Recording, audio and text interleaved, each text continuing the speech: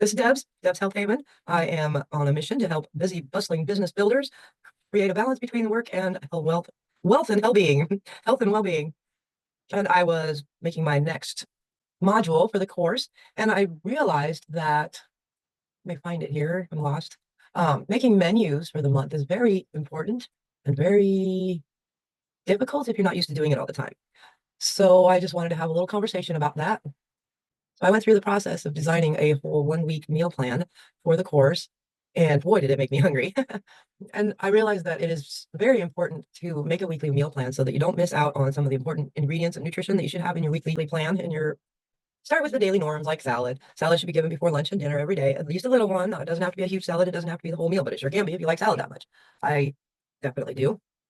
When I make a salad, it's my whole meal. I add all the toppings like zucchini, carrots, onions, peppers, mushrooms, hard-boiled eggs, pickled beets, tomatoes, croutons, nuts, seeds, raisins.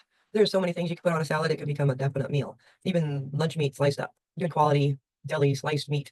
Cut it up and put it on your salad, it makes it even better. And I always love cottage cheese on my salad too. Makes it a full meal. Got almost every food group, and if you put some olive oil on top of it, you even get your oils. But I did get it done. I Googled recipes that looked good and healthy, and I made a meal plan for the week, and will be in the module. So let me read what I have written. Design a week of meals. Start with daily norms like salad. Salad should be a given before lunch and dinner every day. Then add all the toppings like green onions, carrots, cucumbers, zucchini, avocado, olives, mushrooms, celery, raisins, craisins, seeds, walnuts, croutons, tomatoes, pickled beets, hard-boiled eggs, fresh sprouts, sliced meat, drained beans, cottage cheese. Top all of that off with olive oil and your favorite dressing, and it's a delicious meal all in its own. If you don't want to use it as a meal, keep it small, leave off some of the toppings, and eat it before your meals, lunch and dinner, because it helps prepare your colon for food. So all those veggies that you have chopped up for your salad will make great additions to eggs in the mornings, whether a scrambled omelet or a wrap. I like to add salsa and sour cream to my wraps for a very nutritious start to the day. It also makes it easy to take it on the go. For other days' breakfasts, most items might be in the pantry. You might only have to buy fresh fruit and berries. Try for a different kind of fruit every day. Don't forget to plan for a drink too. Orange, apple, cranberry, etc. They all add variety to your diet. Pancakes don't have to be wheat. Try a different variety too, like buckwheat. If salad isn't enough for lunch, this is when you would add a starch or complex carb to keep your energy up until supper. A sandwich, pasta, rice dish, or some cooked veggies. Lunch should be the largest meal of the day since you have plenty of time to burn the energy from it before evening. Supper is optional. If you're hungry, eat. If you're not, don't eat. The salad could be smaller, like a side salad, just to get the digestion started. Supper is best if it's easy to digest and quick to assimilate. This is where soups and stews play a big role because they're easier to digest and assimilate the nutrition out of, because cooking is like a pre-digestion process. So it helps your body along the way. Plan some suppers to use leftovers for a different meal. Take the white bean soup. If you have leftovers, you could add a little something to it, like a wontons or tortellinis, and make a new meal out of that. Use high-quality ingredients, and making meals with love helps most foods to be healthy, as long as it isn't abused. If you eat too much grain, it doesn't matter what you do, it's just too much. If you eat too much sugar, it's just too much. So make sure you do everything in moderation. And of course, no matter the quality, it won't stop you from being allergic or sensitive. So use common sense when making your meals. Of course, I would expect that you would.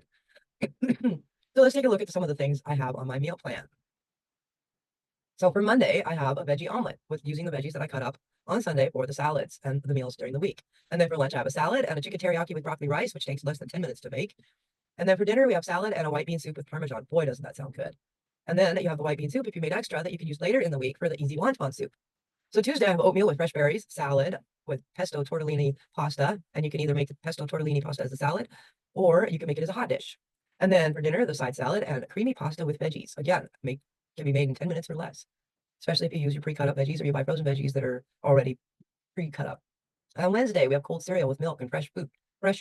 It's hard to say.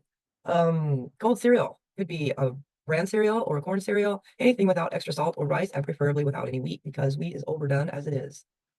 And no sugar in your cereal. And then for lunch, we have salad and turkey melt with Swiss cheese. Yum, yum. And for dinner, we have the side salad and easy wonton soup, using the white bean soup as the base for the wonton.